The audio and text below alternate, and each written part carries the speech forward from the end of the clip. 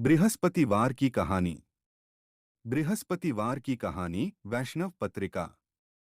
प्राचीन काल में एक ब्राह्मण रहता था। वह बहुत गरीब था। उसके कोई संतान नहीं थी। उसकी पत्नी बहुत मलिनता के साथ रहती थी। वह न स्नान करती और न ही किसी देवता का पूजन करती। इससे ब्राह्मण देवता बड़े नाराज थे। बेचारे बहुत कुछ कहते थे। किंतु उसका कुछ परिणाम न निकला। भगवान की कृपा से ब्राह्मण के घर कन्या रूपी रत्न पैदा हुई। जब कन्या थोड़ी बड़ी हुई तो वह प्रातः स्नान करके विष्णु भगवान का जब वह बृहस्पतिवार का व्रत करने लगी, अपने पूजा पाठ को समाप्त करके विद्यालय जाती तो अपनी हाथ में जौ भर के ले जाती और पाठशाला के रास्ते में डालती जाती और लौटते समय उनको बीन कर घर ले आती थी।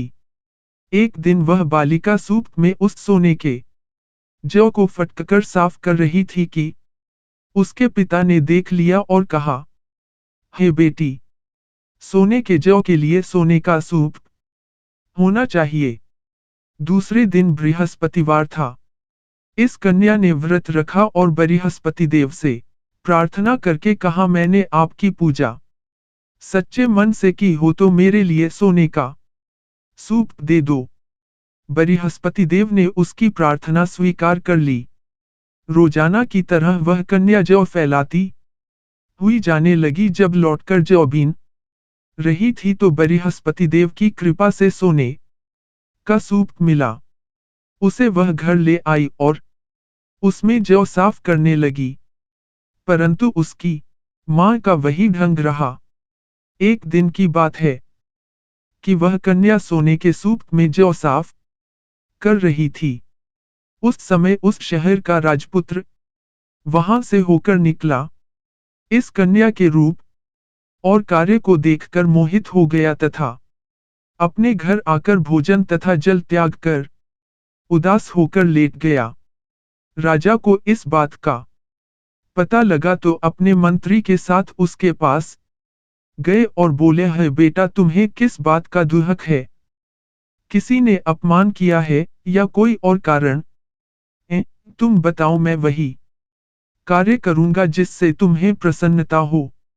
अपने पिता की राजकुमार ने बातें सुनी तो वह बोला, मुझे आपकी कृपा से किसी बात का दुख नहीं है। किसी ने मेरा अपमान नहीं किया है, परंतु मैं उस लड़की से विवाह करना चाहता हूं जो सोने के सूप में जौ साफ कर रही थी।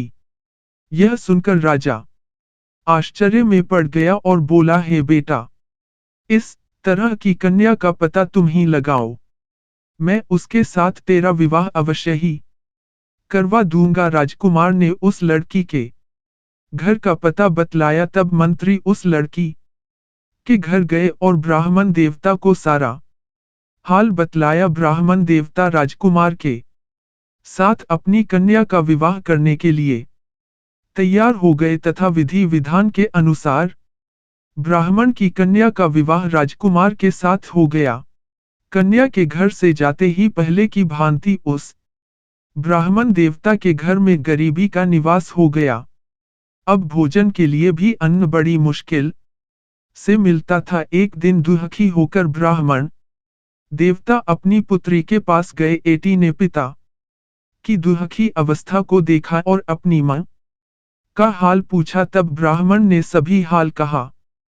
कन्या ने बहुत सा धन देकर अपने पिता को विदा कर दिया। इस तरह ब्राह्मण का कुछ समय सुखपूर्वक व्यतीत हुआ। कुछ दिन बाद फिर वही हाल हो गया। ब्राह्मण फिर अपनी कन्या के यहाँ गया और सारा हाल कहा तो लड़की बोली, है पिताजी, आप माताजी को यहाँ ले आओ, मैं उसे विधि बता दूंगी जिससे गरीबी दूर हो जाए। वह ब्राह्मण देवता अपनी स्त्री को साथ लेकर पहुंचे तो अपनी मां को समझाने लगी, हे मां, तुम प्रातःकाल प्रथम स्नान करके विष्णु भगवान का पूजन करो तो सब दरिद्रता दूर हो जाएगी। परंतु उसकी मां ने एक भी बात नहीं मानी और प्रातःकाल उठकर अपनी पुत्री के बच्चों की जूठन को खा लिया। इससे उसकी पुत्री को भी बहुत गुस्सा आया और एक रात को कोठरी से सभी सामान निकाल दिया और अपनी मां को उसमें बंद कर दिया। प्रातःकाल उसे निकाला तथा स्नानादि करा के पाठ करवाया तो उसकी मां की बुद्धि ठीक हो गई और फिर प्रत्येक बृहस्पतिवार को व्रत रखने लगी। इस व्रत के प्रभाव से उसके माँ बाप बहुत ही धनवान और पुत्रवान हो गए और बृहस्पति जी के प्रभाव से इस लोक के सुख भोग कर स्वर्ग को प्राप्त हुए। कहानी खत्म। अच्छा लगा तो सब्सक्राइब करें।